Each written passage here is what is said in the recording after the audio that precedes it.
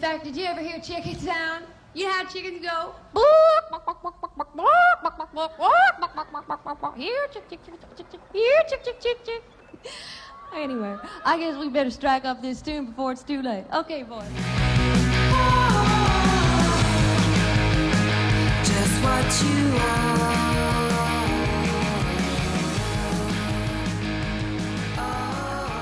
Welcome to the Cinematic Void Podcast. Cinematic Void is a cult film series that hosts screenings in the Los Angeles area as well as virtually. I'm your host, Jim Branscombe, and joining me as always is... Hey, it's Nick Vance, Paranormal Futures on all social media. You can find Cinematic Void on the World Wide Web at cinematicvoid.com, as well as Facebook, Twitter, Instagram, YouTube, and all major podcast platforms. Hey, what has Nick been doing? Man, nothing exciting. I just been working, man. What the fuck else? I don't know. My car is breaking down. It's falling apart. That car's not that old, though. It's got like 40,000 miles on it. It's done.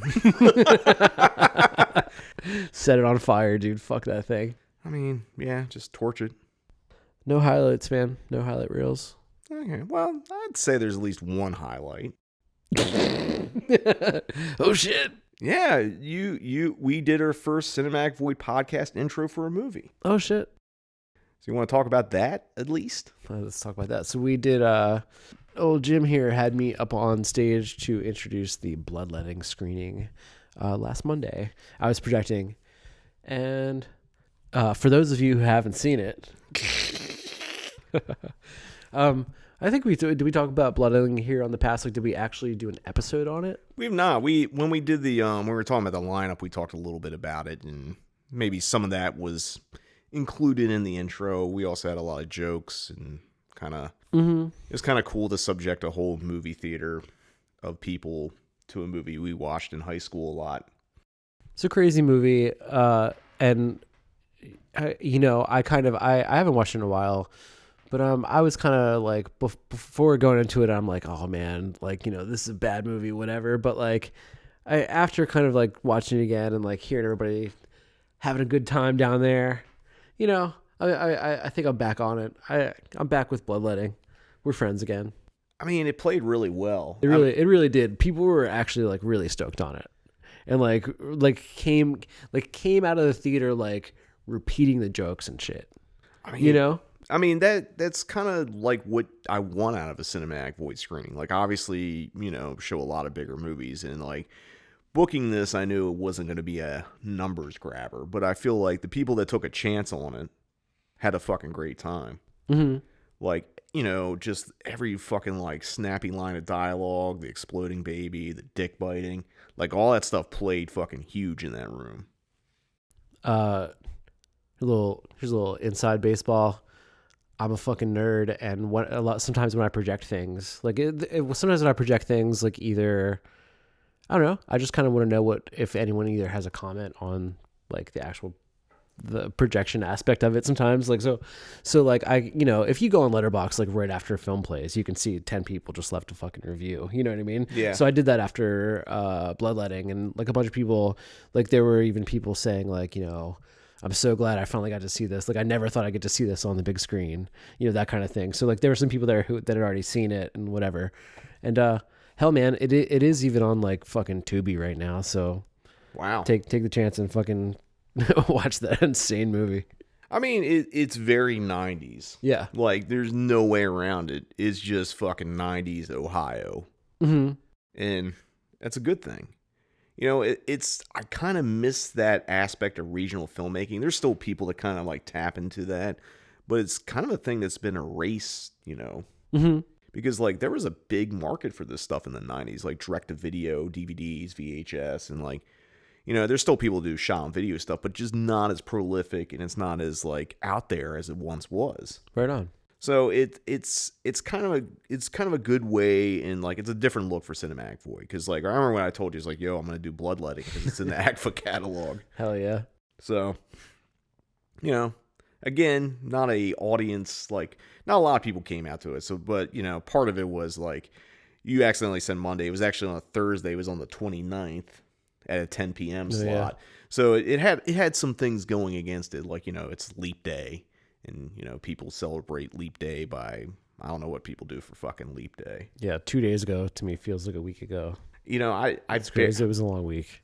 You know, I honestly, it felt like a Monday because like the only time I associate doing screenings is Monday. Yeah. So it might as well have been a Monday. Yeah, true.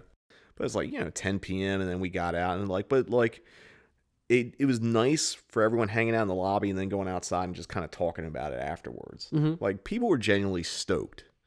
And, you don't get that always when you show like a bigger movie or whatever.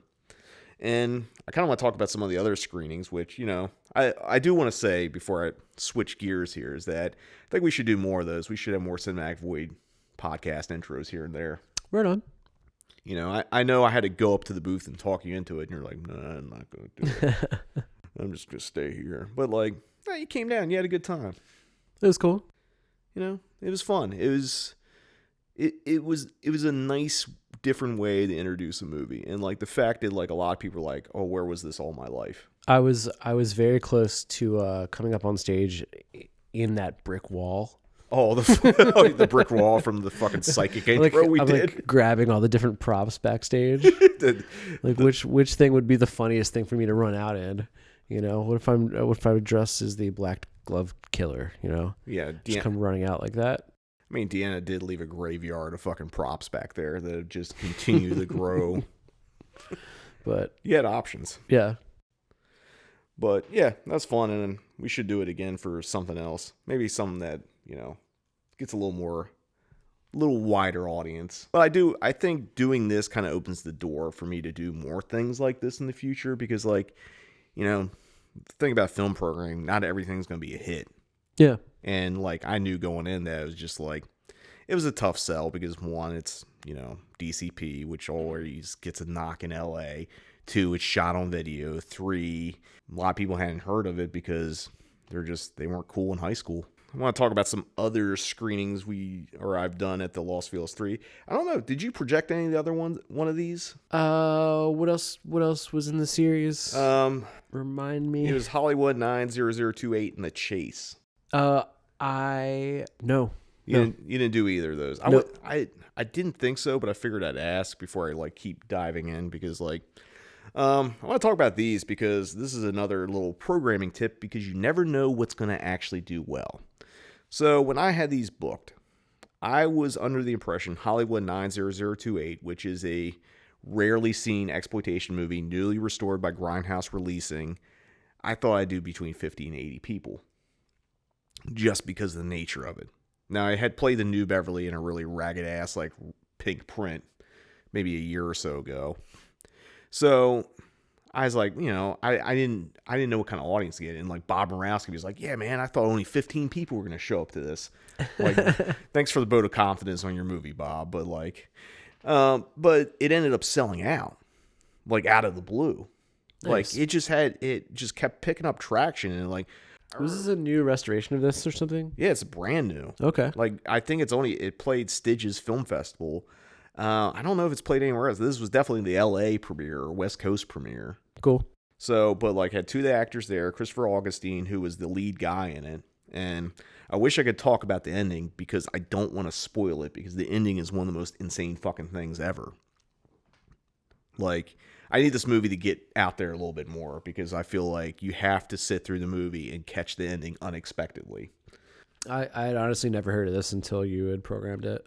It's not a lot of people have. Yeah. It's a deep cut, but I think it's becoming a hot title. It's tapping into a weird zeitgeist right now. They got a Blu-ray coming out eventually, and I think that Q&A I did with Christopher Augustine and Gail Davis. Gail Davis had a smaller role; she played a hitchhiker in it.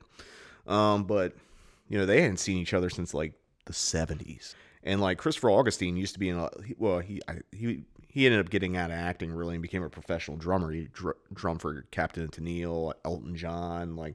He was in a band called Elephant in the 70s, a heavy psych rock band. Crazy. So and that dude, he was in his 80s and he was fucking just on fire. That guy just had it. And I don't know, it was a fun screening. And again, I wish I could talk about the ending, but I don't. The ending needs to be seen because my friend Jackson was there and he was getting up to go to the bathroom right before the big climax in the movie. And I just stuck my arm out and stopped him. And he's like, what? I'm trying. And I was like, no.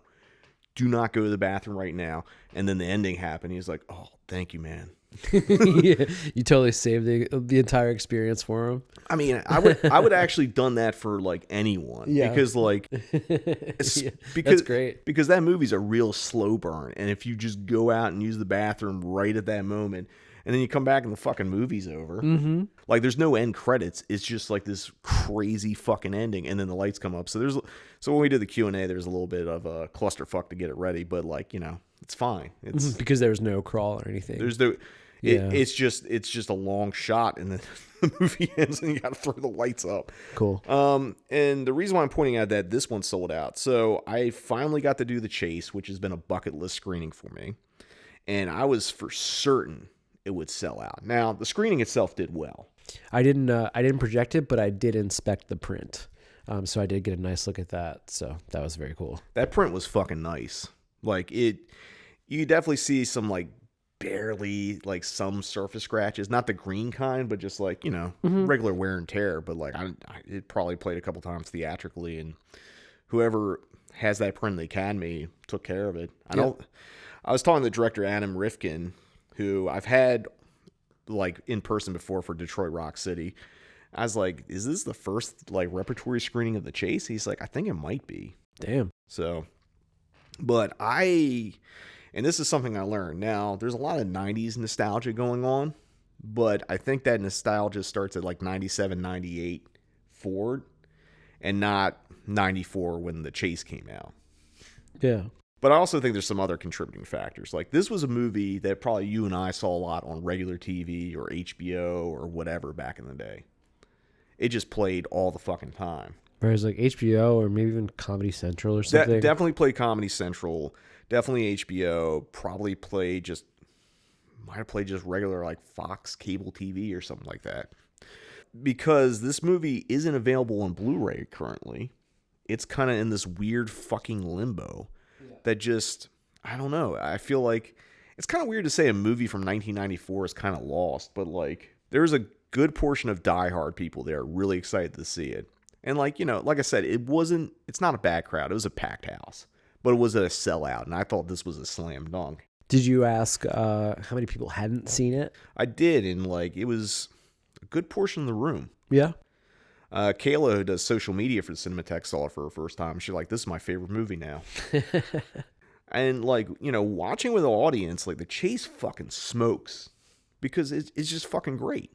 Yeah. And like, you know, did a Q&A with Adam Rifkin, who wrote and directed afterwards. And like, it was a fucking blast of a Q&A. You know, he's funny. He's got great stories. Talked about how Charlie Sheen threw a piece of steak at Christy Swanson one night at dinner. It's just... But he also revealed some other things, like Bill Paxton was originally supposed to be the lead. Mm-hmm. And Fox was like, you need a bigger name. Or that, not Fox, because like this was, technically The Chase was an independent movie, but Fox agreed to do negative pickup, which means they'll pay for it after the movie is shot. Okay. So it was an independent production that still got picked up by a studio. He's like, because Bill Paxton was in The Dark Backward, which is like Rifkin's like magnum opus of like just weird, crazy, just great fucking movie. Yeah. And he said like, however, they let Bill Paxton be in True Lies, which came out the same year.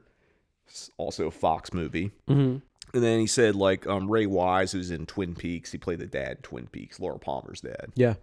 Leland Palmer. He's like, he wasn't the original choice. He's great in it, but the original choice was to be Charlton Heston. And they're like, oh, I don't know if he'll fit. But they let him be in fucking True Lies. So, like, yeah, James Cameron stealing all his shit. Yeah.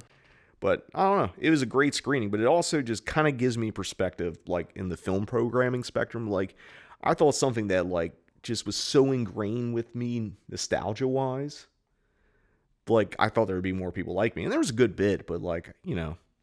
The lesson here is that the movie that is, like, super obscure, but might be building some traction. How do you think this would have fared had you not had Rifkin out for any particular reason, and you would just program the film, being as though it is kind of lost and that sort of thing? I don't know. You know what I mean? I mean, like, do you think you still could have been able to turn it into an event like you did without the guests? That's a good question, and I don't really know. I mean, I think Hollywood 90028 benefited from having the guest and it's a restoration. And also, like, Grindhouse, the distributor, was fucking promoting the shit out of it too. Mm-hmm. Obviously, The Chase is ready for not that anybody thought it was bad in the first place, but like it's up for a reappraisal or up for a rediscovery, right? But like, is it already on the cusp of being so, or like I don't know, I mean, this or am I suggesting that you're the one that's bringing it to the people? I don't know. That's not where I was going with this, but you know, I'm just kind of curious. Honestly, I mean, unless someone else does The Chase at some point in the next year or two. Also, I hope that they do, by the way. I actually really... I'm sad that I didn't go now. I mean, the difficulty was, like, I tried to do this last year, and Fox, which is now owned by Disney, said there was no materials. There was no prints, so it took a little bit to go find where a print was available, and thankfully there was 2 at the Academy. Oh, nice. I don't know which one we got, but, like, the one we got looked fucking nice. Mm-hmm. So, I mean, the thing is, it's like Disney doesn't allow you to play one of their films or Fox title unless there's a DCP or a 35 millimeter print. Mm-hmm. They don't let you play Blu-rays and stuff like that. Yeah. So there's no alternative to playing it. And because, like, you know, not every movie theater is going to have access to an Academy print. Mm-hmm. So unless Disney strikes a DCP, yeah, it might be harder to see. So, like, this might be just like a one-off thing. I don't really know. It could be a thing where, like, you know, maybe I'm talking like it did bad. It did really well. It was a fucking fun screening. Yeah, but, like, I guess I'm just looking at it for, like, you know, I rarely show stuff based on nostalgia. Although, funnily enough, I did twice this month. Showed Bloodletting and this, which were based on big things of me in my, like, you know, teen years. I think I may have even pay-per-viewed The Chase when it came out. If you remember back when you would pay-per-view movies, which is basically the same as, like, you know, fucking buying and streaming a movie now, you know what I mean? But yeah, it's funny. It's actually like the same price point, really. It's like it's like anywhere from like $4.99, maybe $9.99, depending. But like, it's the same thing. I saw The Chase in the theater. I rented it on VHS, and then just any time it happened to be on TV, no matter at what point in the movie was, I just start watching. Yeah, because it's just that kind of movie. But I also, like, there's a bunch of people there that were my age or older who didn't see The Chase. Oh, nice. And I don't know, it's just wild. And, like, I don't know, it's just, I hope it kind of gets reevaluated because, like, you know, I think Adam Rifkin's an underrated great director. He's got a new film that's going to be coming out some point this year that he did with Malcolm McDowell. It's a Western. Oh, cool. So, and, you know, he did The Last Movie Star with Burt Reynolds. Like, Rifkin makes fucking great movies. And it's just weird that, like, one of his bigger, like, studio released movies just is, like, in obscurity. Is that common with Fox stuff in particular? I think and do we have to delete that? No, we'll just leave it. It's just like it's. I think part of it is like Fox owning or Disney owning the Fox library is that it's a learning curve for Disney because, like, there's obvious things that people are gonna want out of that Fox catalog that Disney is well aware of. But, like, you know, when you throw a curveball like The Chase, you know, they might actually have a print. They just might not know where it is because no one has asked for it in, like, forever. Crazy. You know, there's another movie that's in the Fox archive that, like, I would love to screen, but I don't know if they have any materials for it, which is Kenny and Company by Don Coscarelli. Okay. And although more interesting to think about is that movie might have actually fell out of the Fox rights and, like, Don might have actually got the rights back. Okay. So that's another question that I don't really have an answer for. And, like, you know, this is the kind of things you have to deal with film programming. Like, the fact that there's studio movies that are falling out of rights and then just adding to a weird limbo space. Mm-hmm. Lastly, just to kind of move on. So we've talked a lot, and this isn't a talky episode, but I guess it is talky because the movie we're going to be talking about has a lot of talking in it. A lot of freeform talking, which we just did, right? You didn't say that very enthusiastically, but as promised, we've been talking about doing some Robert Altman movies, solo episodes, for a while now, and this is going to be the first one. I think we're not going to do them back to back. We're just going to kind of spread them out through the year because they're kind of long, some of them. This one was kind of long. And, you know, this is going to be the first one. We've previously talked about Images on the Giallo Jason episode way back, whatever episode that is. But for this one, we're talking about Robert Altman's 1975 movie Nashville, which is one of my personal favorites. Nick just watched it for the first time. So we're going to take a commercial break. And when we return, we're going to be talking about Robert Altman's Nashville here on the Cinematic Void podcast. Now, country love songs, 24 original hits, and an exclusive TV offer by Teledisc, a great double album set, Friends, by the artist who made them country classics, Willie Nelson, Tammy Wynette, Glenn Campbell. Not available in stores. 17 world-famous recording artists in all, in a fantastic 2-record set or long-playing cassette. For only $14.95, enjoy Charlie Rich, Lynn Anderson, Lee Greenwood, Kenny Rogers, Johnny Cash, Ray Price, Don Williams. I beg your pardon. To order Friends, call toll-free 1-800-554-2700. That's 1-800-554-2700. Or send $14.95 plus $4 shipping to Friends, Box 989, Department A, Hicksville, New York. Or call 1-800-554-2700. Satisfaction guaranteed or your money back. Welcome back. We are going to be talking about some Robert Altman movies here on the Cinematic Void podcast. And for this episode, we're going to talk about one of my personal favorite Altman movies. It might actually be my favorite Altman movie, which is from 1975, which is Nashville. It was written by Joan Tewksbury, who also wrote Thieves Like Us for Robert Altman. She also appeared as an actor in McCabe and Mrs. Miller. And a lot of the things that happen in this movie are based on incidents that she witnessed while she was in Nashville. So, got some realism in there. There's so many fucking actors in this movie. I don't know where to begin. So I'm going to name a lot of names here. Might mean something to you, might mean nothing to you, because like there's 35 principal cast members in this movie, which is a lot. I mean, it's an ensemble piece, but some of the people you may or may not recognize in this movie are Keith Carradine, Lily Tomlin, Ronnie Blakely, Karen Black, Shelley Duvall, Henry Gibson, Ned Beatty, Jeff Goldblum, Keenan Wynn, David Hayward, and that's some of the main players. And just for fun, because they happen to be on set during the production of this movie, Elliot Gould appears as Elliot Gould, and Julie Christie appears as Julie Christie in Nashville. The cast is absolutely insane. For those who haven't seen Nashville, which is kind of weird because we're going to talk about it, and you probably should, and there is going to be a spoiler in here, a thing that I withheld from Nick because I knew it would make the difference for him, and we'll get into that when we get into that. Basically, over the course of a few hectic days in Nashville, there's a bunch of musicians and political figures. Well, there's one political figure that wants to, trying to run for office. It's a lot of loose threads that kind of tie each other together as the movie goes. Some are looser than others, some are tighter than others, some are unexpected, which we'll talk about, obviously.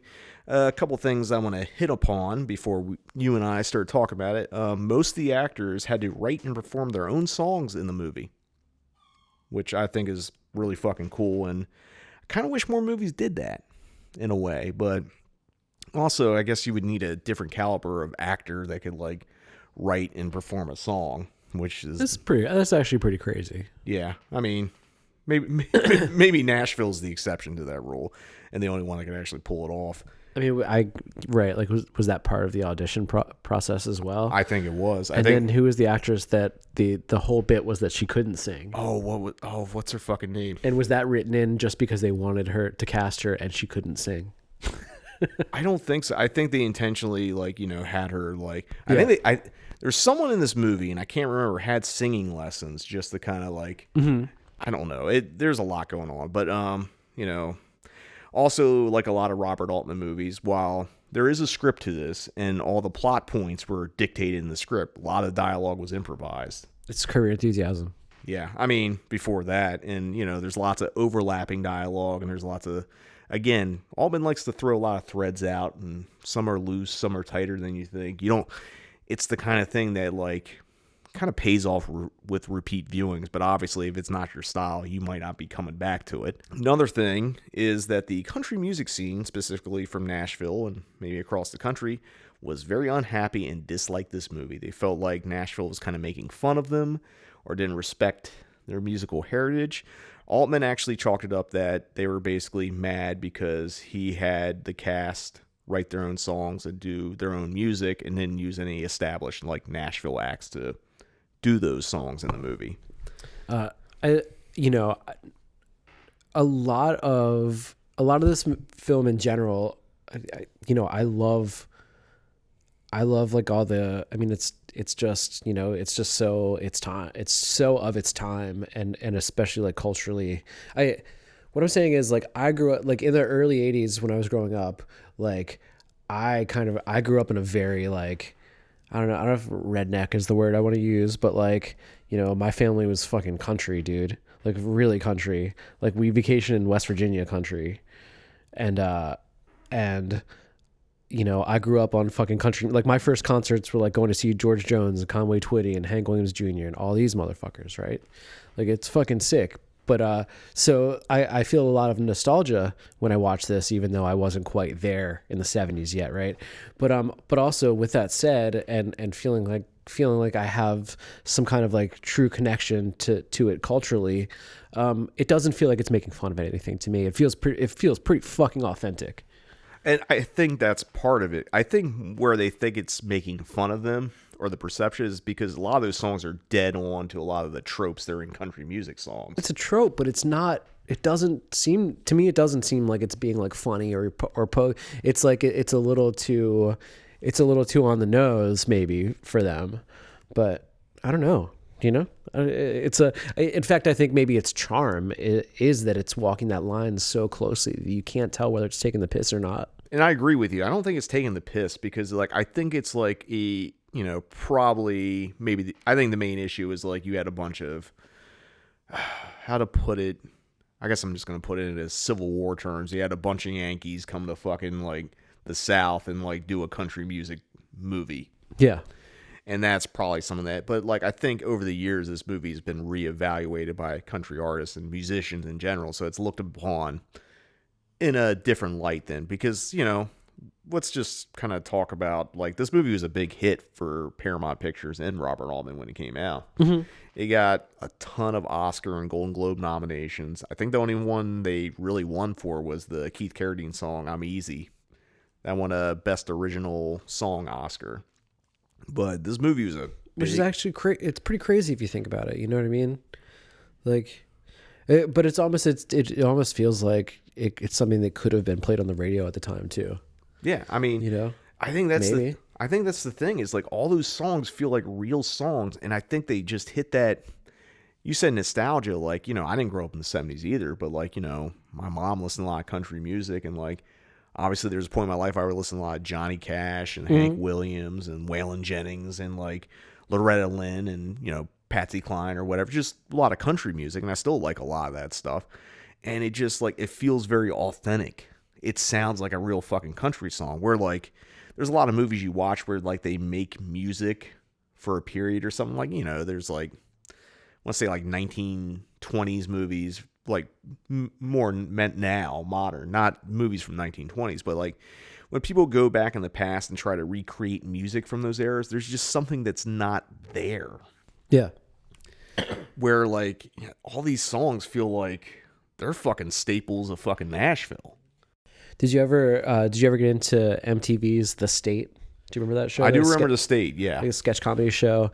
They when they had wanted to make a physical release of that for years, and they couldn't because of all because it's all just like MTV 90s alternative music peppered all throughout the show, right? Mm-hmm. So when they went to release it on DVD, the guy Craig Wedren from Shudder to Think he wrote fake 90s songs for the entirety of the show, and like put them, so that's what the DVD is like all these fake songs. And it's the same sort of thing where they sound so fucking authentic, like you would never know that someone was like creating fake songs. And it's kind of even poking fun at, the popular songs of the day. I mean, but that makes sense, because you know how many movies and TV shows are actually tied up because of music licensing. Totally. Which, has nothing to do with this, because all these songs were written specifically for this movie. Totally. But like, I mean, it's just another point, because like, if you watch a 35 millimeter print of Return of the Living Dead, you get that damn song. If you watch it on your fucking Blu-ray, that damn song is gone. Oh, right. There's a couple other movies like Last American Virgin. There's a couple songs that are in the 35 millimeter print, because it's cleared for that, but on home video, nope. Right on. But I don't know. I mean, so Nashville it's a movie about politics. It's a movie about music. It's a movie about people. And it's also be easily looked at as a long hangout movie that's really about nothing. And I've seen this quite a few times over the years. This is your first viewing, and like, could you just kind of talk about like your first impressions of this as it's going? Because I know there's a certain point where like it kind of shifted and kind of made more sense for you. Well, first let's be honest here. We did watch this together, and we did watch this actually in 2 sittings. It's 3 hours long, and we watched the first 2 hours last week.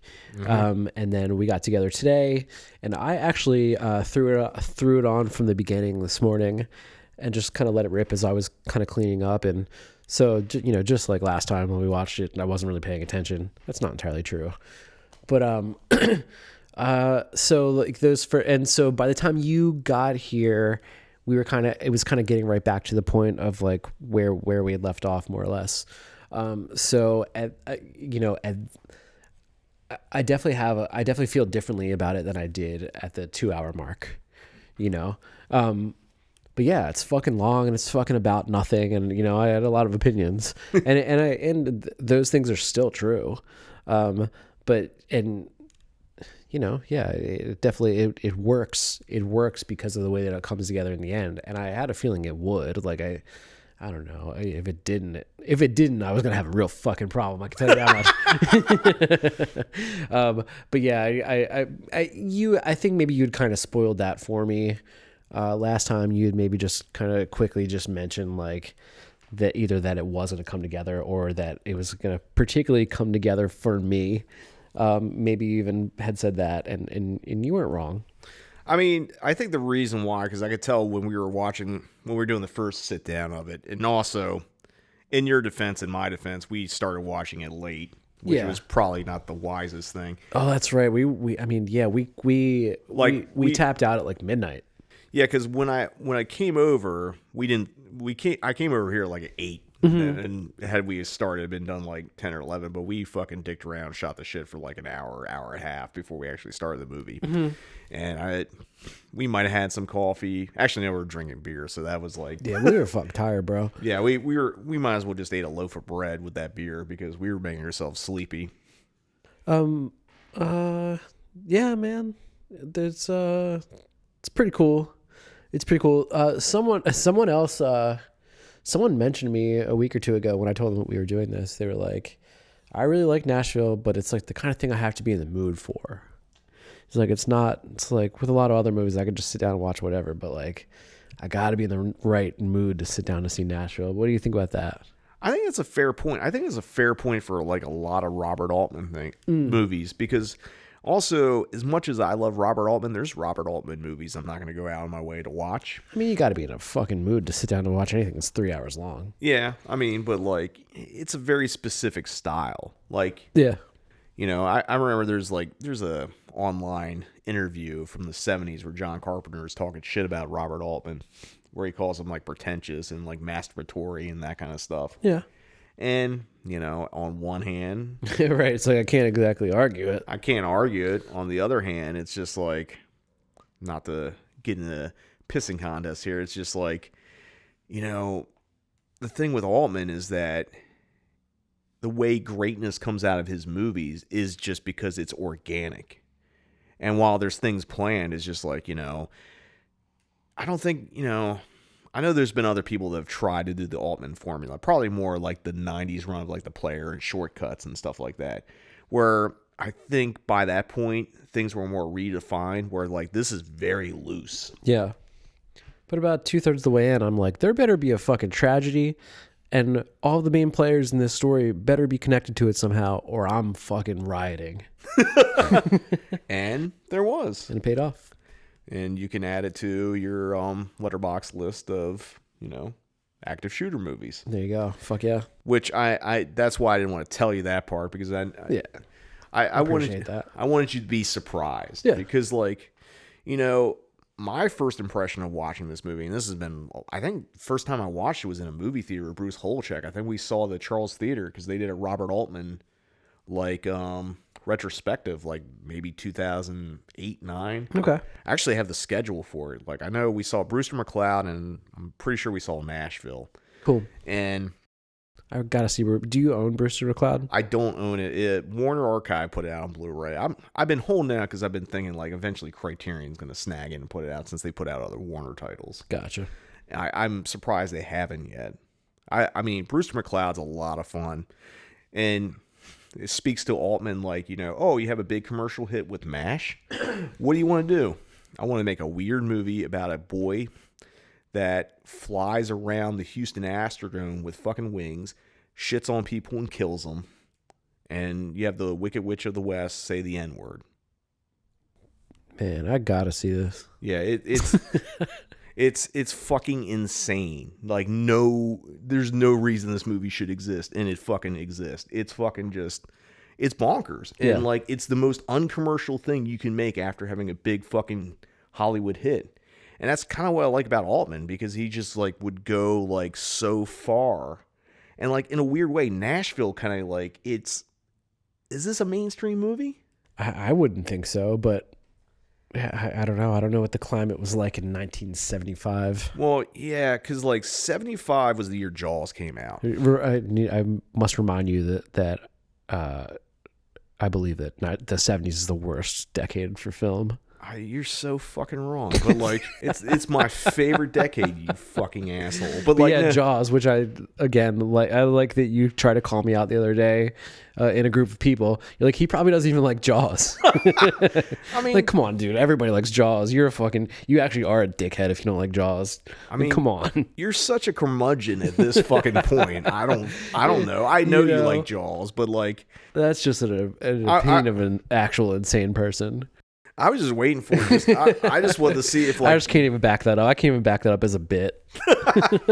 I wanted to see if you would fucking double down on it, and you didn't. It's nice. I appreciate you throwing me the bone, but I just couldn't even. I was also just like, it was midnight. We're not doing this right now. You don't have time to fucking get into like Jaws disparity. Like, I don't know, but no, like 75 was kind of like with Jaws, and then like a few years later, Star Wars was kind of the change of like how Hollywood was making movies, because you got to think like that period, like from 69 through 81 was like the peak of like, you know, American studios making crazy kind of art house movies. Yeah. Like also like there's exploitation movies and there's horror movies, like, but it was just a different era. And the fact that like you have something like Nashville come out in 75 and it did well. And then you also have Jaws, which fucking like slaughtered its competition. Right on. And I can't think of two movies that are like that vastly different. And it's a thing about like Robert Altman, because like I feel like you're either all in or all out. But like, because I know a few years ago when we watched Images, you weren't that big on Images, were you? I wasn't, but I'm ready for a revisit now. You know, I think that was my first Altman. If it was your first Altman, it's kind of a weird starting point for Altman. Yeah. And, you know, and Images is completely different from this. Mm-hmm. But I think, like, maybe Images, and now that you've seen Persona and love Persona, like, Images is going to hit different. You know what I mean? Yeah. With this... I'm curious the differences between even Images and Three Women then. You know what I mean? Since you say Persona, he was just very... influenced by Persona. I mean, a lot of filmmakers were like, there's a whole strand of like the Repulsion Persona like children that like even pop up today. Like those two movies are so ingrained in cinema in a way that like, you know, a lot of people still pull for them, and they're from like the fucking mid to late 60s. Yeah, man. But the thing about like Altman and particularly Nashville is just like there's a certain, if you're going to tackle a movie with that big of a cast, you're going to have your cast write their own fucking songs and perform them and sing them. And just like, you're going to have sequences where it's just people fucking like singing one or two songs back to back. And there's some incidental shit and like a couple quips in the background. You know what I mean? Mm-hmm. That's a lot. It's like, it's not even really a hangout movie. It's almost like a concert movie. But then you get to see the behind the scenes of the concerts, if that makes sense. Yeah. Like it's not a traditional narrative by any stretch of the imagination. Like the thing is, you have the political thing where you have the guy running for president with the blowhorn, like driving around town and stuff like that. Yeah. Let us know if that actually occurred in your town at any point in time when you were growing up, because I don't remember that ever happening, and I feel like it was just a movie trope. But maybe that's kind of a small town thing that happened back in the day. But I feel like that shit is in like Back to the Future or something. Like, you know what I mean? Like I've seen that in a bunch of movies, but like, I don't know. Do you remember some fucking congressman driving around your town fucking shouting at people in a van? I don't remember that in my childhood. Was it Justin Teen Wolf? Might have been Justin Teen Wolf. I never heard it as a kid, but like since I moved here, I've definitely had like politicians and weird like religious things drive through neighborhoods. Yeah, and true. heard that shit. So, true. I mean, maybe it's always happened, but it wasn't a thing from my childhood. You've been to Nashville, haven't you? Like the actual physical place. I've been to Nashville many times, actually. There's a club that I played at in Nashville, like at least 5 times. It's just kind of like in the same way. I don't know, just kind of in the same way of like you either play like the Charm City Art Space or the Auto Bar. Mm-hmm. It was like this was like that place in Nashville, and I feel like I recently heard that it wasn't there anymore. But it's like maybe the front of it was like a pizza shop and kind of I feel like maybe they sold alcohol there. I don't know. And then like a venue in the back, but there were like arcade games and shit. I don't know. It's a cool, weird place. I don't know. I don't remember what it's called, but yeah, I've been there a bunch of times, and I've been to like the kind of the strip where like all the country shit is. But like even like in the early 2000s when I first went there, it was kind of like, you know, back when I was like really into like Lucero and Wilco and Drive By Truck, then I was like getting on my fucking country vibe. I couldn't find much that I liked about Nashville in that way. I mean, it makes sense. I think I feel like in some ways, like there's 2 perceptions of Nashville. Mm-hmm. I haven't been there since I was a kid, so it's been forever. Yeah. And like, I guess one is like Nashville is kind of like Austin, which I've also never been to. Yeah. But the more country fried and less hipster version. Mm-hmm. Or like it's just like a row of like, you know, there's music studios and there's bars and venues and shit like that where people trying to live their dreams kind of thing. I think what I thought of Nashville when I was there was like, oh, this place has just been dead a while. It's just like Nashville's time is fucking come and gone. I'm sorry. Like, yes, country music is still big, but like country music is rap music now. And country music is trap music now. No, and that's actually true.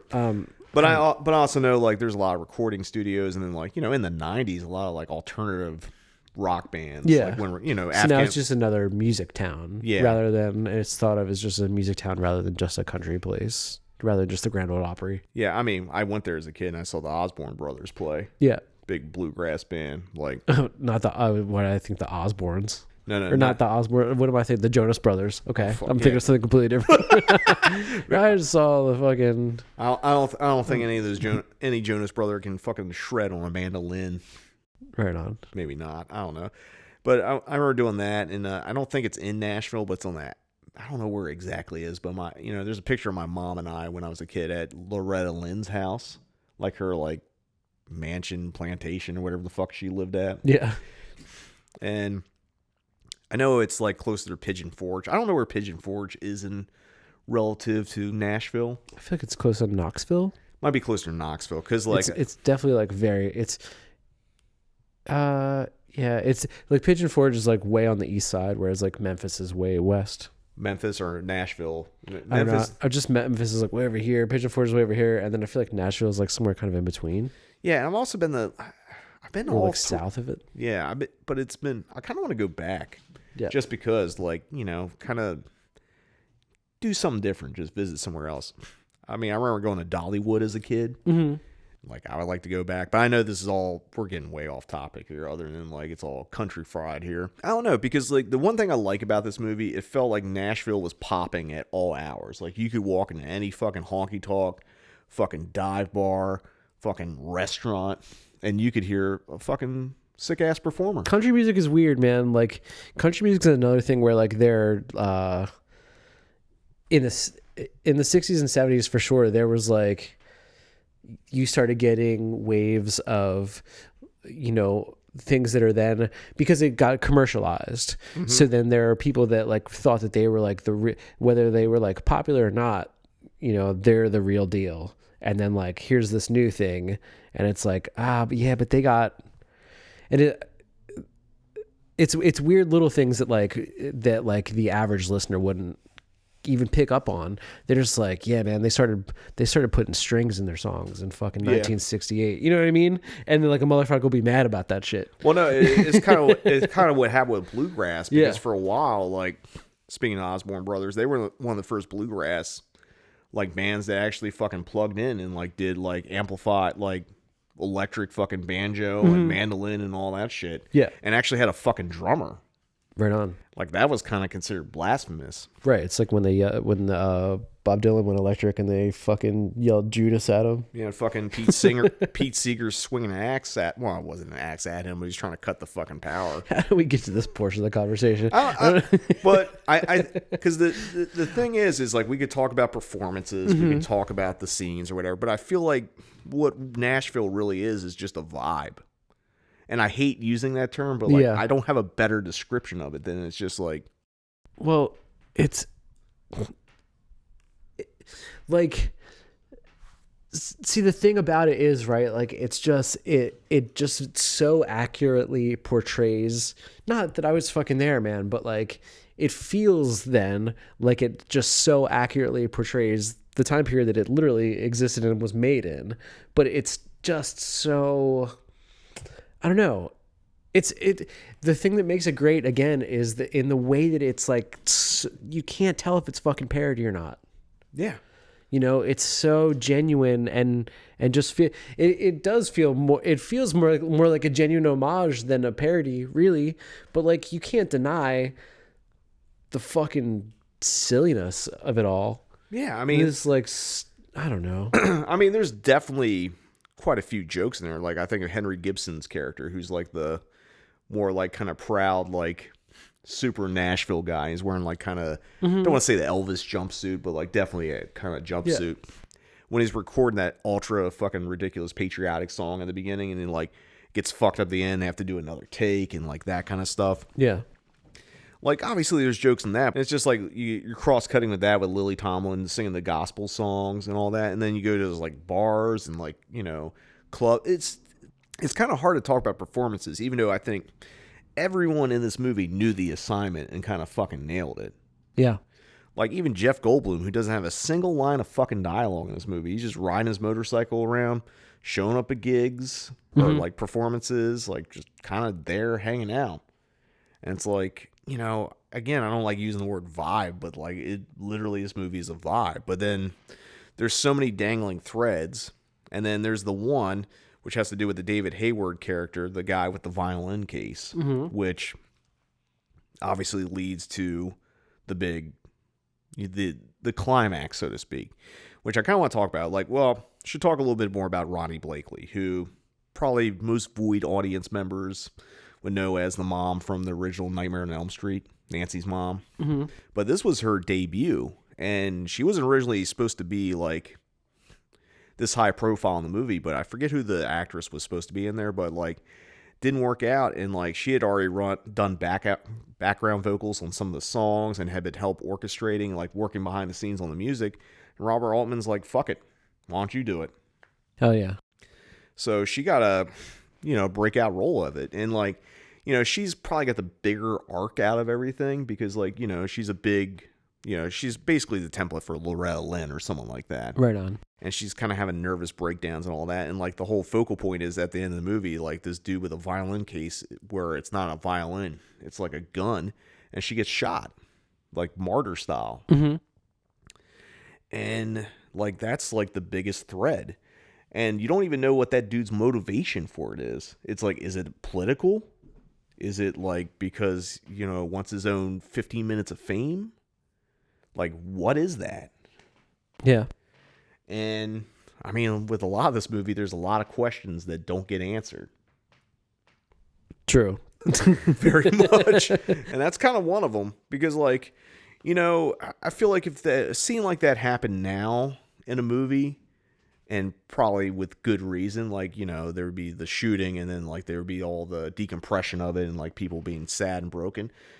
After all this, people just start singing, and just like kind of keep up and like let's heal through music kind of thing, which obviously probably wouldn't happen now in any kind of movie that dealt with like lone gunman, active shooter kind of thing.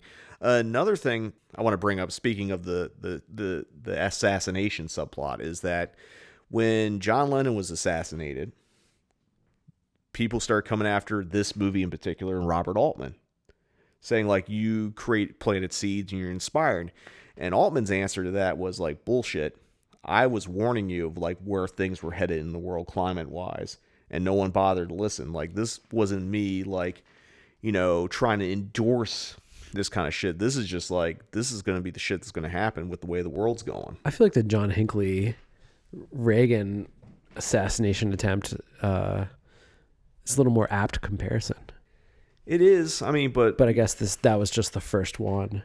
Yeah, but you also got Taxi Driver, which like, because there was that baggage with him like being obsessed with Jodie Foster and all that. True. So, but honestly, it's kind of in the same vein. Yeah. Like, let's be real. It's like, I don't know, obviously John Hinckley had seen Taxi Driver. Who's to say he didn't see Nashville too? True. So I don't know. I mean, I don't think he has a letterbox. He's on Twitter. I mean, he might be one of the few people now who doesn't have letterbox, but like, catch him when he's in town on tour and ask him. I forgot he's doing that. But yeah, I mean, actually, maybe new record out on Sacred Bones by the end of 2024. Dude, I know you're joking, but like, somebody would do it. Someone's gonna do it, I mean, because Hinckley, what was the guy? Mark David Chapman. He was the guy who killed John Lennon, right? Yeah. Like, he, because he actually did it. Hinckley only was attempted, and it was Ronald Reagan, and a lot of people didn't like Ronald Reagan. Yeah. So maybe that's the difference. John Lennon was an iconic musician. Ronald Reagan was a politician. Iconic actor. It wasn't. He was a subpar actor, son. Like, he was not a great actor. He was C tier. Right on. It's like, win one for the Gipper. That's all. That was his fucking catchphrase for whatever fucking movie that was from. I don't know. We're getting way sidetracked here. Who's your modern day equivalent to Ronald Reagan? As far as if an actor from that long ago became president now, meaning if you think about the time span from the last time anyone gave a shit about Ronald Reagan. This is an insane question. The last time someone gave a shit about, like, Ronald Reagan's like heyday of acting, okay, and then he became president in the 80s, right? So like, how many years is that? Let's see. His last acting role was I'm trying to think of his late 60s or 70s. Was the Killers, the Don Siegel version of it. So I say 12 years. So 12 years ago. Well, yeah, because he also ran for governor of California, and like, I'm trying to remember when The Killers came out, because it was right after he did that movie. He got into acting, got into politics, and he really hated that movie because he slapped around Andy Dickinson in The Killers. Okay, so you're so if there was an actor from 12 years ago that's like a C-list actor that would become president, who would the modern day equivalent be? It's kind of hard, and I don't consider him C-list. But I think he's probably C-list now because of, what's happened. Like, maybe James Woods. Okay. But I think you're not adhering to the rules at all, but that's fine. Well, I'm trying to think of someone that would like, who's like, it would be like. I think James Woods is a household name. I know, and that's why I hate saying it. But like, I'll too go further than 12 years ago and go Seth Green. You think Seth Green? I mean, I don't like it. I don't like him as president. This is the dumbest thing ever. This is not on the podcast. No, we're leaving. This is really stupid. No, we're leaving it because it's just. No, Paul Walker is who I'd go with. So you were actually going political. I'm not. I'm just choosing the guy. Yeah, but was Paul Walker? It doesn't make any sense. But he wasn't C tier. He was in those Fast and Furious movies, dog. Also a household name. Also not alive. makes it funnier. Who, I think he's too big. It's probably the fucking Rock, Dwayne Johnson. The guy that's actually going to be president. Yeah. Fuck, man. Yeah, dude, it took us way too long to get to that conclusion, which is funny that's actually, yeah, fuck. That took way too long. Okay, here we go. We're back. We're back, That's our sidebar of like, it's the fucking Rock. Yeah. But anyway, Yeah. I don't think the Rock has ever done a country song, but I don't even think he had a country gimmick. Imagine if he did. Anyway, actually, a lot of the country gimmicks never worked in wrestling, but whatever, Yeah, where the fuck are we even going with any of this? I like how we were like, we're talking about Nashville and we talk about everything but the movie and just all the things that kind of go into it, which I feel like is the best way to talk about this movie, really. Yeah. It's like, I do want to talk about one scene that kind of struck me as we were when I was rewatching it and you were watching it first time, is the scene where Keith Carradine is singing I'm Easy. Mm-hmm. And like there's a room full of women that he's obviously been with. Yeah. Or wanted to be with, and they're all looking at him like, oh, he wrote this song for me. Mm-hmm. It's like, I need to be with him now. This song's about me. This has really got me. And like the way Altman does it, because like the person that seems least likely is the Lily Tomlin character, because she's further in the back of the room. Yeah. She's way back. And you kind of hit around all the other people, and it's just like, well, I mean, I guess the intent is the song is about her. Yeah. But it's just the way he delivers it. I do want to talk about just like the kind of direction, because Altman like zooms, he likes loose camera work. I mean, the movie's shot scope, but it's just like there's a lot of neat framing and setup, but like it's also just feels like it's loose enough that he's there to capture something that may not be planned. Yeah. And I mean, it's the thing I like about Altman in general. I don't know. I feel like I don't know what else to say about this movie. I like this movie a lot, but I feel like it's also, again, it's a movie because there's so many characters, there's so many things going on. I just feel like the only thing I talk about is just like how it makes me feel. Like watching Nashville just on a surface level makes me wish I was there. Yeah. And going to those bars, going to those clubs, going to the Grand Ole fucking Opry, and just fucking vibing and enjoying it. That's my big takeaway from like Nashville. Yeah, man. So I don't know. Do you have a closing thought, or is that just the closing thought here? Well, I'm just going back to what I was saying earlier about like kind of the different levels of country music, and like, so, when you even talk about the country artists that got upset at the time, it's like, what are we talking? Pop country? Or are we talking? I don't know. It's just like, like who are the people kind of critiquing it at the time? And I'm curious. Well, but I'm also curious at the same time, like kind of like which Nashville he was going after at the time, if you know what I'm saying, because like it being such an industry, it changes over the years. And so like he was actually parodying, like this was supposed to be Tanya Tucker, this is supposed to be this guy. Do you think that? I don't think it was supposed to be exact, but I think they were the influence on it. Yeah. And like, if you look at how like everyone who's played in the movie, you get like there's the Keith Carradine and like the other two people were like a Peter Paul Mary type fucking folk rock band. So it was also touching on the folk aspect of it. Yeah. And like, it feels like it was probably mainstream Nashville. Like, I'm not saying Loretta Lynn was like the most mainstream thing, but she was huge as shit.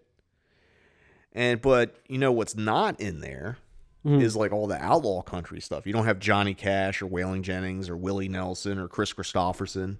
Yeah. Like you don't have that kind of archetypes in there.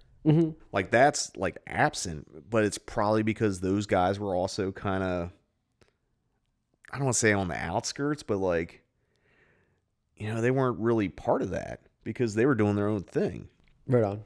And I think also outlaw country was more in tune with like, let's play a little rock and roll.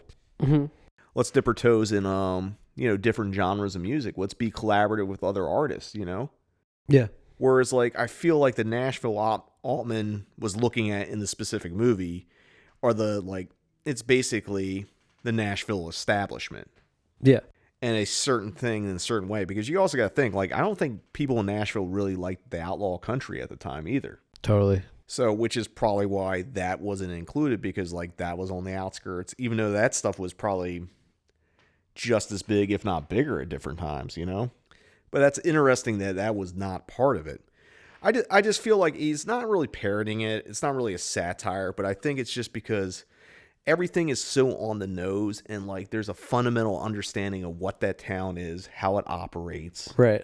I feel like it's not it's not satire, but at the same time, it's not too many steps away from being fucking Spinal Tap or Mighty Wind or that sort of thing, where it's kind of authentically showing what a lot of those bands were really like, you know? Yeah. It's like is what metal really is like.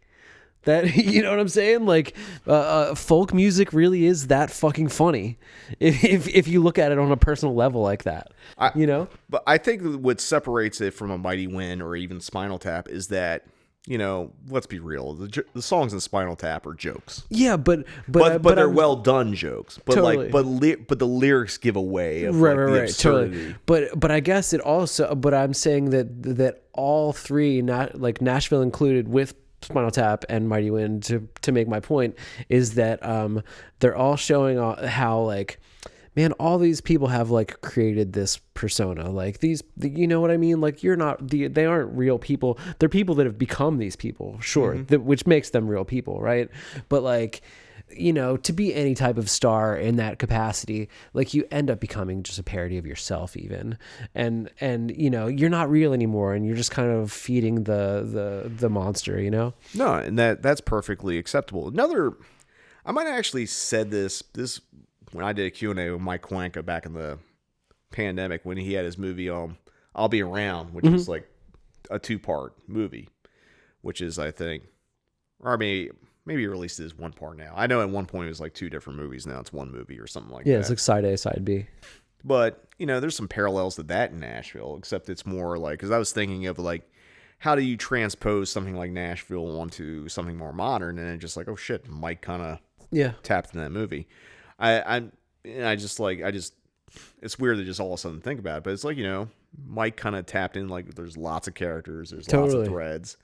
But I also think like Mike might have had more of a focus than like this was, because this is like definitely just like loose. It's quite loose. It's quite loose. Again, I'm quite happy that it does come together at the end, because it reeled me back in, man. And I feel like, you know, Altman did this throughout his career, you know, to varying degrees of success. But I feel like when he was during his like second wind comeback in a way, when, you know, I'm talking about The Player and Shortcuts and like that era, like those movies operate in the same spectrum, but like I feel like they're just a little bit more tighter, and probably because Altman was able to adapt his style to the modern era. Yeah. And I don't know. I feel like this is a really good time capsule movie on top of that. It's not going to be for everyone. Robert Altman's not for everyone, but like if you can just get into it, and like, you know, I'll be curious if you ever sit down and watch this again, like what your takeaway will be, because you know the twist, right? You know, like I'm making it sound like it's an M. Night Shyamalan movie or something, but like, but because you know where the payoff is, it's like, how do you perceive and watch it from there and out? Because every time I watch it for different threads. Because like, you know, something that I might be interested in at one point in my life might be different on the next time I view it, and I may be focusing on this thread in particular, you know? Yeah. So, yeah, that's at least my thoughts on Nashville. What would you rate this on Letterboxd? I probably 4. 4? I think it's fair. I give it a 5. Yeah, it looks like most of the homies are giving it a 5, and I get why, and I may come around in subsequent viewings, but right now I'm comfortable with 4. I understand why it's important, and again, I mean, you know, I mean, the ending is kind of tailor-made for me. I mean, let's be real here. I mean, so it's that really just pulled everything together, and it's pretty fucking sick, man. Yeah. I'm a fan. And I love the country music aspect of it too. Like, it's, you know, I can't think of any like, I can't think of anything, I can't think of another film that like brings that vibe that hard, where it isn't a full on joke, or it isn't like, sure, there are things that take place in that era and whatever, but like, you know, if you're just like, in fact, I'll tell you, I'll be straight up here. So like the week before we watched this, I even kind of purposely, like, I've been listening to a bunch of country music lately and stuff like that. I've been trying to get into the mood, and then I still watch it and was like, I don't think I like this. But you know, I've been fucking vibing with it. I've been playing Red Dead Redemption 2, you know. Getting that old West vibe. But yeah, I can't really think of any other films that really take you to Nashville like this motherfucker does. I mean, you know, a couple other things I'll say before we just wrap. Like, apparently the movie was longer at one point, that they talked about releasing as a 2-part movie, like, you know, Kill Bill 1 and 2 style. Damn. Where it'd be like Nashville Red and Nashville Blue. Allegedly, and Robert Altman eventually dismissed this as that wasn't true. He said, like, basically anything that was usable was in the movie. Mm-hmm. That there was enough footage and enough, like, kind of performance stuff that, like, they could do a whole mini-series. Damn. But Altman said, like, most of the stuff that didn't go in the movie was just musical performances. It wasn't like all the narrative threads are in the movie. Mm-hmm. So you know, he did do that TV series was it in the 90s or was it late 80s? Which one? It's like Tucker fucking something. It's like a presidential race. Oh, you mean oh yeah. What the fuck is that called? Fuck. It's actually pretty good. It was on HBO. Yeah. It was during his, like, kind of TV phase, which is also, you know, Altman made a lot of stuff. What is that fucking called? Because it was written by the guy who did Doonesbury, the comic strip. Okay. What is that called? Fuck. I hate when this. I almost said Secret Honor, which is the movie he did with right, which is a TV movie where Philip Baker Hall played Nixon, mm-hmm. which was the movie that was the reason why Paul Thomas Anderson cast him in Sydney, aka Hard 8. Hold on, what is this? Okay. Because I actually own this fucking Criterion disc, and now I'm just blanking on what it is. Tanner 88. Tanner 88. I said Turner, so I was damn close. You're damn close. And I was like, I know it wasn't Turner. I just couldn't think. Yeah, it's a good miniseries. And, like, I think at one point they talked about doing a sequel of Nashville with most of the principal players again, like 12 years later. Cool. Never happened. But, I mean, maybe it's for the best. It's like, I don't think Altman was really a sequel guy because he didn't make any sequels to anything else, you know? Basically, Altman would just tackle a different genre, a different style movie in that Altman style. Mm-hmm. So, I don't know. Yeah, so that's going to wrap up our discussion of Nashville. Yeah, let us know on the social media what you think of Nashville. Is it one of your favorite Altmans? Do you like Robert Altman? Do you like country music? Have you been to Nashville? Do you like Nashville? You know, just, you know, we're here for the film discussion because, you know, it's cool that Nick and I get to do a podcast and talk about things, but we want to hear from you as well. So, yeah, let us know your thoughts on Nashville and our discussion on it. But we're going to take one last commercial break, and when we return, it's going to be Read, Watch, and Listen here on the Cinematic Void Podcast. Robert Altman's Nashville is 5 days in the lives of 24 unforgettable people. That's a lot of characters, so listen closely. Lily Tomlin is a gospel singer who strays just a bit when she has a one-night stand with Keith Carradine, a hot young rock singer. Ned Beatty is her husband, who doesn't suspect a thing. Henry Gibson is the #1 country and western singer who's being tempted to run for governor. His sidekick, Barbara Baxley, drinks a bit and talks a lot. And his son, Dave Peel, is sort of attracted to Geraldine Chaplin, who plays a star-struck reporter from BBC TV. Ronnie Blakely is the adored singing star on the verge of a breakdown. Alan Garfield is the husband trying to save her life and her career. Scott Glenn is the quiet soldier who worships her from afar. Karen Black is the rival singer who dresses like a sweet little prom queen. But don't let that fool you. Michael Murphy is the campaign manager who'll promise anything, especially to Gwen Wells, a waitress who dreams of being in the spotlight and may have to do a lot of things she never dreamed of to get there. Robert Doakey is the one man who tries to tell her the truth. Shelley Duvall is the wide-eyed groupie doing what all groupies do so well. Keenan Wynn is the uncle who doesn't understand this wild girl in the sequined hot pants. David Hayward is the sensitive young boy who answers the room for rent sign and who has a big surprise in store for everyone. Christina Raines is the female singer in a trio who's married to one of them, Alan Nichols, but spends a lot of time with the other one. And David Arkin is the chauffeur who knows all the inside stories and is ready to tell them. Timothy Brown is a black singer who's made it, but not everybody is happy about that. Jeff Goldblum is the cycle freak who's everywhere the action is. Barbara Harris is the would-be superstar who's running away from husband Burt Remsen, who's chasing her through the wilds of Nashville. Nashville is about a lot of things and a lot of people. See all 24 of them and the outrageous things they do in Robert Altman's Nashville.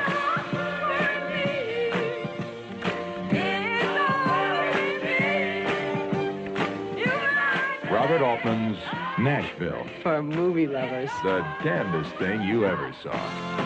Welcome back. It's now time for... on the Cinematic Void podcast, where we talk about all the things we've been reading, watching, and or listening to since the last time we recorded a podcast. All right, Nick, why don't you tell me what you've been reading, watching, and or listening to? I don't know, Jim. Stop asking me questions. My brain is broken. And that wraps up this this like Instagram page I follow that sells like they'll sell like fucking actual like pencil drawings that like Charles Manson did, or like that's not something they actually have, but like they have like they have like contractor papers from Israel Keys, because he was like a home contractor when he was like a serial killer or whatever. But they have shit like that. So they have like straight up like real like serial killer collectible shit. Then they posted they had these zines that I was looking for called Murder Can Be Fun. Like I found like one or two of them years ago, but it's like this zine from the 90s. Like for instance, there's like there's a issue that like the entire thing is just stories of like people getting fucking killed at the zoo. Really? You know, shit like that. And then there's like, you know, one of them is like fucking mailmen going postal, being from the 90s. Yeah. They actually like are pre like Columbine, but they're just insane zines that are like, again, they're pretty old at this point, so they're kind of fucking pricey too, man. But I keep my eye out for them, and I saw that this I think it's like True Cult Collectibles or something, but they were selling a fucking lot of them. So I just like instantly fucking snatched them up. So I've been reading those guys. They're fun as hell. I'm trying to collect them all. There's probably like 20 of them in all. It would be sick to have like a coffee table book that collects all of them. Like, man, I wish I could pull something like that together. Who originally put them out though? I mean, some fucking rando dude. You know what I mean? They're just papered fucking Xeroxed zines from the 90s. I mean, did that dude just disappear? I did very quick research and found nothing, but like I didn't really try to dig it all. But I don't know, man. I wish I could. I wish I could be the publisher. I mean, Paranoid Futures Publishing. Man, how cool would that be to fucking put that out? But that guy's got to be out there somewhere. It's got to be out there somewhere, man. Fucking A. Yeah. I mean, shit like that. Things like that make me wonder, like, what the fuck else is out there? Like, I kind of came across that, you know, just like what other kind of weird ass zines and shit are floating around from the 90s that I would absolutely love. That are just weird as hell, and I've just, you know, they're just lost to time. There's so much cool literature like that out there that's just like, damn, man. I know there's certain places that have zine libraries. I don't know if those would particularly end up in there because of probably the weird collectible nature of some of those zines. Sure. But I'm kind of curious about it. Yeah. I mean, you know, as someone that's like started doing pretty much a zine again, you know, with the Cinematic Void zine, I you know, there's a few places that are kind of doing them again, but they're all really, you know, I think this Void zine looks nice. Shout out to Eagle Barber, does the designing on it. Yeah. And like, you know, full color printing and stuff like that. But like, you know, I feel like a lot of the zines and like kind of like mini books that are coming out now are really, really nice. But like there's something about the 90s totally that just, right. You know, we've talked a lot about the 90s. We talked about the 70s and we talked about the 90s on this podcast a lot. There's something about like zines from the 90s. They're just like, you know, you go to fucking Staples and when they used to be on the honor system on making copies. Yeah. Not anymore, but like, the fact that like those things exist and that's the only way they ever existed. Zines were the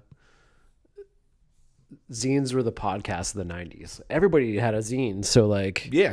So I'm just saying, there's a lot out there. So who even know? It's just like independent publishing. Like, there's definitely bound to be so much cool, weird shit out there. Like, fuck, man, it's just, yeah. You had a zine actually in the 90s that I for sure still have copies of around. Yeah, it was actually a comic, which, there was a lot of zine comic stuff. It was Jerry the Stupid Kid. You might be one of the only people that actually own like original printed copies. Yeah, I love this thing. I have because there's only 2 issues that actually got photocopied and done. I have the original like pieces, Mm-hmm.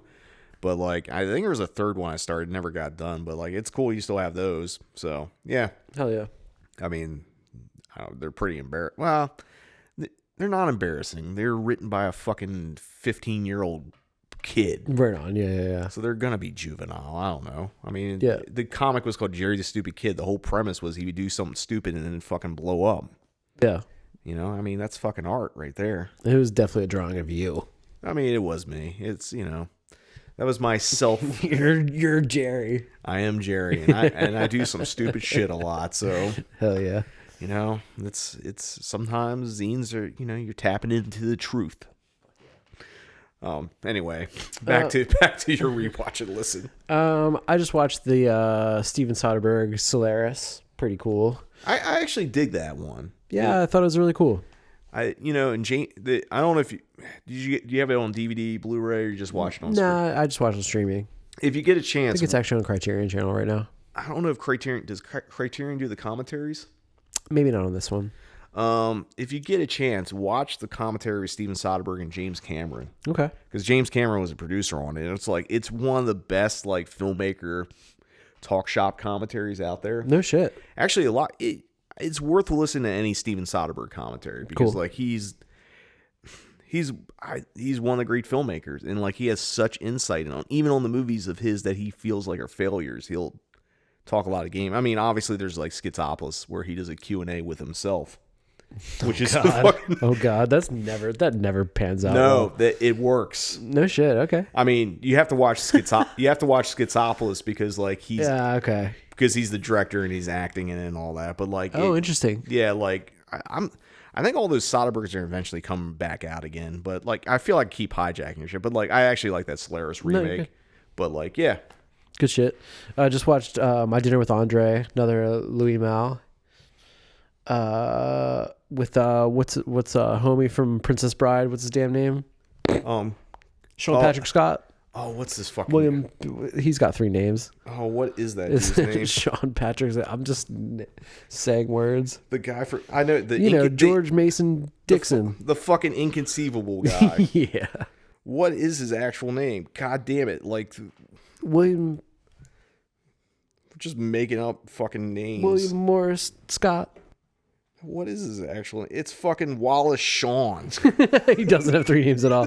Wallace Shawn. I just watched My Dinner. I just watched My Dinner with Andre, the Louis Mal. My Dinner with Andre is definitely just a Wallace Shawn and another man sitting down at dinner, Andre himself, and just talking for an hour and a half. It's one of those. I've got a list on Letterboxd of those as well. Of just people sitting around eating and talking? Just like a film that takes place in like one room with just like heavy dialogue or whatever, you know? I mean, you do like a lot of Mammoth. True. So just watch that. Good shit. Just watch Them Come Blood again. The Mike Cuenca, also mentioned earlier. Yeah. One of his like 15 new films, but he just did like a test screening at LF3, so I ran it for him. So we actually watched it so I actually got to see it on the big screen. Yeah. Last time I saw it was like when we were there for it was me, you, and Kevin Kalash who did co-director of Starry Eyes. Was there something? It was like someone else was there, or was it just us 3? I think it was us 3. Yeah, and like we gave some notes, and like I Mike was there. Oh yeah, well, of course he was. He made the movie. So this is 4. And I think Joaquin was there too. Okay. Whatever. I kind of want to see it again. I'm not trying to be dismissive. I do want to see it. And I think blah blah blah was there. Yeah, But yeah, it was cool. The new edit. The new edit's really cool. It's not. I think he still has some like. I don't know. I mean, I don't want to talk about what he's got to. It's not done yet. But yeah, I like the new edit a lot. So stoked for all of these to come out, man. I like what Mike does. Yeah, because we're both in like 15. Yeah. Or out of the 15, we're in like 2 or 3 of them apiece. There's one where we're in a scene together. Actually, this one I'm 2 different characters in. This one, I think I'm in this one twice too. I do like an Eddie Murphy thing where I play a number of characters. I'm in this twice because I was the killer in one bit. Yeah. And then I play someone else, and then we're in it indirectly because of a band that I will not mention that will never come out is actually in this movie. Mm-hmm. So we'll just leave it at that. I just watched Je t'aime. I can't remember who directed it or anything else, but you know, it's said to be a direct inspiration on. My brain is broken, dude. What am I talking about? Hold on, I can't. Every time you say this, it was a big inspiration on Eternal Sunshine of the Spotless Mind. For sure, but it's more of like a time travel movie. Good shit. Just watched the documentary Burden about the artist Chris Burden. And to finish out, I just rewatched the Nick Mullen Year of the Dragon special that came out last year. This is a very good comedy special by Nick Mullen from the Come Town podcast. And listen, I've been listening to some country music. Some country jams. Not really. I've been listening to, I've been listening to Richard and Linda Thompson's I Want to See the Bright Lights. It's definitely something that seems like would be like reissued by the Numero Group or something. But yeah, good shit. A lot of David Allan Coe, Long Haired Redneck, Mysterious Rhinestone Cowboy. I still been listening to Squeeze a bunch. Fucking bunch of Fleetwood Mac. Germs GI is on streaming right now. Maybe it won't be forever. So fucking listen to that a million times, you know. But what's the difference between that and like the discography? I'm just curious. Just like the discography has like the song from Cruisin' on it. It has I don't know. There's like extra stuff. There's like the Forming single. Like that shit's not on fucking GI. Is GI just the? It's the LP. It's just the. It was always kind of confusing because like in the 90s the CD came out that was the discography and like kind of seemed like nothing else existed. You know what I mean? Okay. But it's like the same record cover. Is it? But I thought GI was GI on it. is just like GI, man. But is GI on the discography or am I fucking? Yeah, it's on there. All the songs are on there for sure. Okay, so that's where I was getting at. Yeah, I mean, but you know, sometimes it's nice to listen to the actual like LP. Yeah, but it's like in the context. It's like the record. Yeah. It's fucking. I mean, a perfect fucking punk record. I agree with that. I'm looking at it. I'm gonna say the best. At least my favorite fucking Germ song is in a Land of Treason. Mm-hmm. I think that's just it's the ultimate fucking banger. Yeah, straight up. Or not in a Land of Treason. I think Land of Treason. Sorry. Yeah. You knew what I meant. I know someone would be like, well, actually. Oh God, don't you fucking will actually me about the Germs. But yeah, man. I've been reading. I've been watching. I've been listening. What have you been? Oh, you don't fucking remember? No. Dog, how many things we forgot so far that we've had to look up? Where you been? Where have I been? Well, reading. I had books and I was on a reading path and that's done. I haven't read recently. We're fucking up, bro. We are years. For years. I mean, we should just call this watch and listen. I mean, the read was always like, yeah, this will make us both read because like Now it's an obligation, but then no, it doesn't work. See, watch. I'm just gonna list a couple things that are like new to me watches, as opposed to like the things I've rewatched for Q&As and stuff like that. Cool. So I watched this movie called The Collingswood Story, which was a found footage movie from the early 2000s. Watched it on a virtual date night with Leslie on Shudder. I missed it when it came out, but I was aware of it. Basically, this whole movie is, the premise is you're watching it off of people's video chats from the early 2000s. Like early fucking, I don't even think AOL Messenger had video chats, but like really early on video chats. That's a whole thing. And I know a lot of people like this movie. I think it aged itself out. Like Gotcha. when your main male protagonist is like wearing a backwards hat. Yeah. I just want to see him die.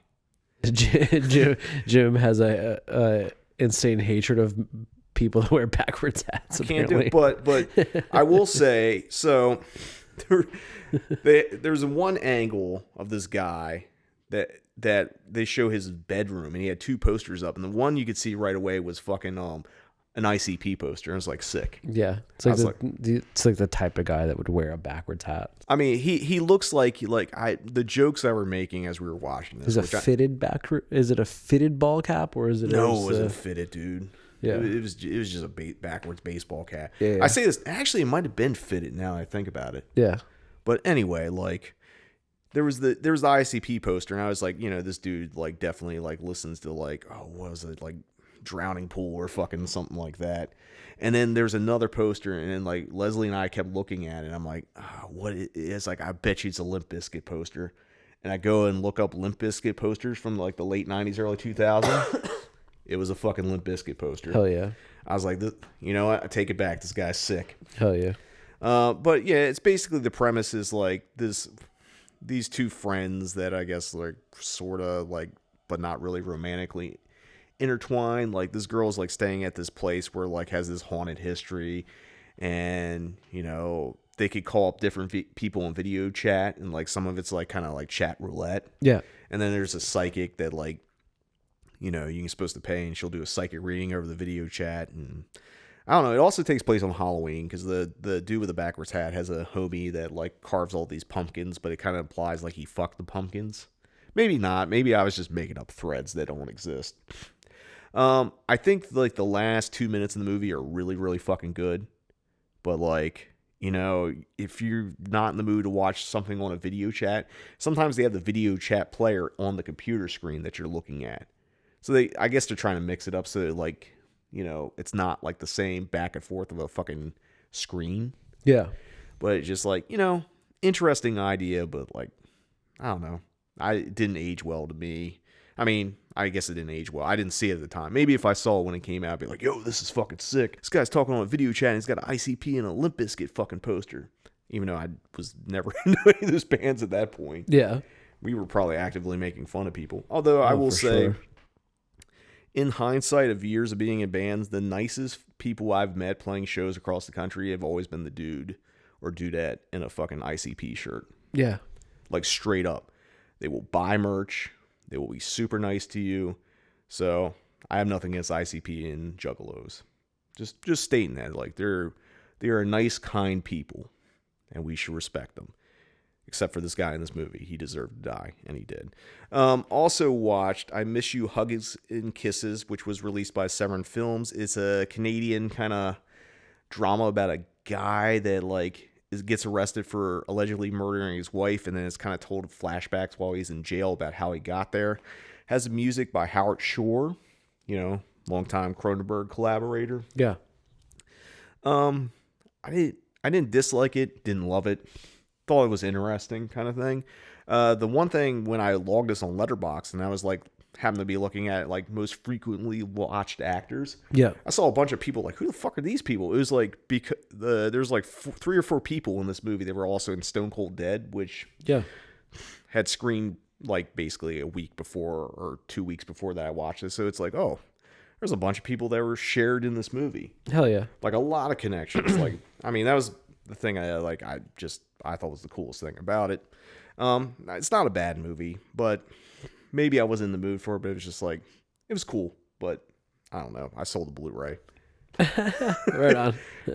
Because I have this rule now: if I watch something and if I don't really love it or don't think I'm going to rewatch it in 5 years, in the sale pile. That is my new rule. I also recently, maybe not recently, whenever, I got the Vinegar Syndrome's Forgotten Gialli Volume 6 box set. And first thing I watched out of it was Death Carries a Cane, which I haven't been able to watch since, like, I'd say back in the early 2000s when I got like a German import DVD. Because I think this might be the first U.S. release on disc. Okay. So that there's some other things in there. There's Naked You Die and The Bloodstained Shadow. Bloodstained Shadow is an all-time great giallo. And although these aren't really the most forgotten of gialli, it's still a solid set. So whatever. Yeah. It's a good giallo. It's a good giallo box set.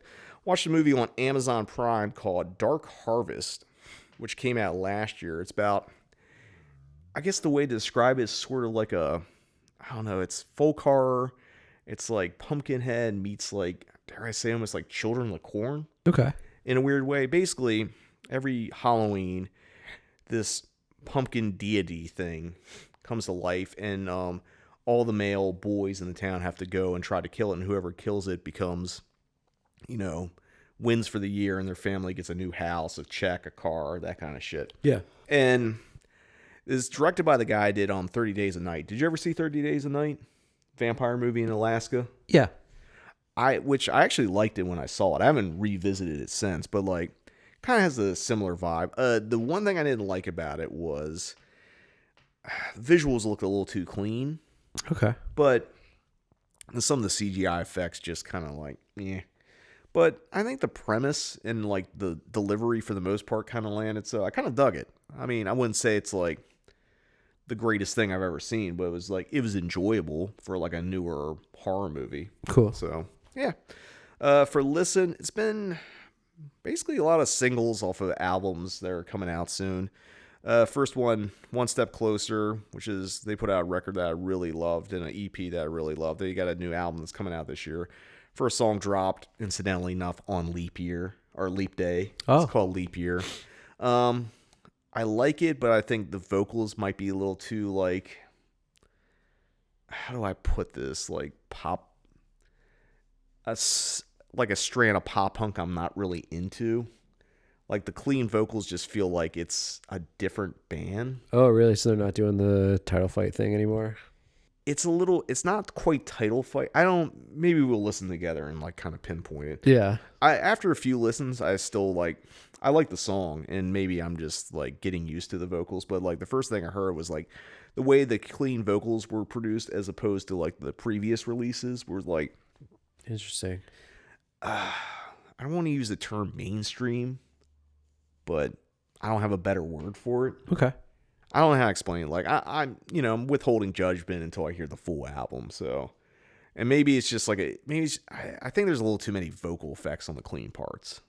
Like there's a conscious effort to like make the clean parts super clean, where previously like they're like the title fight kind of like clean parts were like at least a little still gritty. You know? I don't know. You think they got their band name from looking at the back of a Linkin Park record? I would hope so. Okay. I mean, maybe. I kind of wonder that too. Or is it just a turn of phrase they used? I mean, who else is using One Step Closer other than Linkin Park? I don't know. I mean, I guess we could ask them. They probably wouldn't give an answer though. Just tweet at them. Yo, did you get your name from a Linkin Park song or like a lyric or whatever the fuck it was? Like as if everyone else hasn't already asked them that. You could probably just look on Twitter. Yeah, I should. Anyway, also there's a single by Conway the Machine and Joey Badass called Vertino, which is fucking really good. Right on. Like a solid fucking little hip hop banger. Cool. Nasty beat, good verses from both guys. I really dig it. It's probably the best like rap thing I've heard this year. Although I did put on a little bit of that Schoolboy Q record. I was going to ask if you heard any of that. I heard the Freddie Gibbs song. I listened to some of it. It's cool. It's I'd say a little avant-garde hip hop wise. Yeah. But like I haven't really gotten into it, so I didn't want to put it on a list. It's kind I forget which track it was, but I listened to the one that was produced by Alchemist, and I thought it was pretty fucking sick. Yeah, I need to give it more of a listen, which is why I didn't really officially include it, because I've just been kind of like tapping in a little bit. There's a single that Leslie sent to me by a band called I Am the Coffin called Houses and Homes, which is like kind of punky, kind of falls, it's not hardcore, but there's hardcore stuff in it. It's kind of the, you know what I mean, it's the weird like heavy alternative rock thing. Okay. That's kind of popping up. Like, they have some other album stuff, but like this song is just really fucking good and catchy. Nice. And the last thing I listened to was a new song off the forthcoming Witch Vomit record, the new one. I think this is gonna be their first real full length. Because everything else has been kind of extended EPs at this point. Song is called Blood of Abomination. It has some kind of sick little melodic like Carcass Iron Maiden riff going on in it. Kind of dug it. Nice. Liked it a lot. There's a new Spectral Voice song that came out a few weeks ago. Like there's some like new death metal records that have been popping up, and I'm like, oh yeah, I should probably. Can't wait till the next time I'm in the mood to listen to death metal. I'll definitely check this out. I'm just like listen to country music instead, but you know. I mean, I kind of been just all over the place. Like I haven't had like a solid like what I'm in the mood of, or what I'm in the mood for, I should say. So it's kind of nice. You get like, you know, melodic hardcore punk. You get like a fucking grimy rap song. You get like a kind of a rocking like hardcore adjacent indie rock type thing. And then you get some death metal. So yeah, variety is the spice of life. Although that's the only spice I like, because I'm not going to go see Dune 2. There it is. There it is. You were waiting for the Dune hate. I'm here for it. Oh, I mean, fuck, dude. If you guys like Dune and Dune 2, whatever, Dune 1, Dune 2, I don't know if they have subtitles or other titles, but I don't know. I see everyone's like, Dune, greatest thing ever. And it's like, dog, I don't want to watch a movie with worms and fucking spice. I don't want to read a book about worms and fucking spice. David Lynch didn't even want to make a movie about worms and fucking spice and he regretted it after he did it. Maybe he didn't regret it. Because he did that, he got to do Blue Velvet. But anyway, I don't know. That's just my Dune discourse. I'm a fucking Dune hater. Although you're not shocked by this. Not at all. And most of you shouldn't be shocked by it. Anyway, so that's going to wrap up this edition of the Cinematic Void podcast. You know, tell us what you think. What's your opinions? Unless you want to talk about Dune. I don't want to talk about Dune, so don't send those opinions. But, you know, if you want to talk about, like, what have you been listening to? What have you been reading? That kind of stuff. Or, you know, your thoughts on Nashville or any of the other things we said in this podcast that I can't even remember. I guess we talked about screenings and the chase and things like that. Yeah, just let's have a social discourse. Except about Dune. I don't want to talk about Dune. So until next time, see you in the void.